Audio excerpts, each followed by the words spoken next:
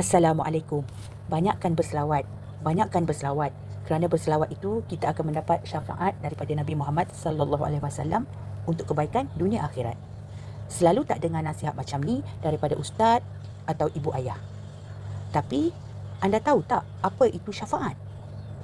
Di dalam Islam, syafaat itu bermaksud pertolongan atau perantaraan atau mengharapkan bantuan daripada Allah Subhanahu Wa Taala yang diberikan kepada individu sebagai perantara yang terpilih seperti Nabi Muhammad sallallahu alaihi wasallam untuk membantu setiap orang Islam mendapat manfaat, memenuhi hajat atau menolak mudarat di dunia dan di akhirat. Yang paling utama adalah di hari akhirat, seperti memohon pengampunan dosa, mempercepatkan proses pengadilan, meniti titian surat dan pelbagai lagi dengan izin dan keredaan Allah Subhanahu Wa Taala.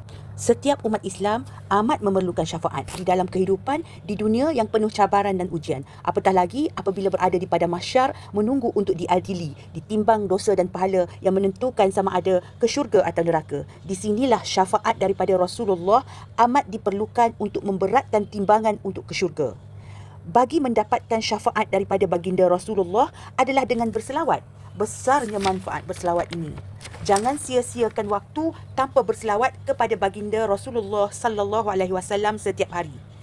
Bagi yang belum tahu bagaimana untuk berselawat dan apa kelebihan selawat, boleh jadikan buku keajaiban 40 selawat pilihan sebagai panduan. Insya-Allah banyak ilmu yang dapat diperolehi daripada buku ini untuk kehidupan dunia dan akhirat. Terima kasih.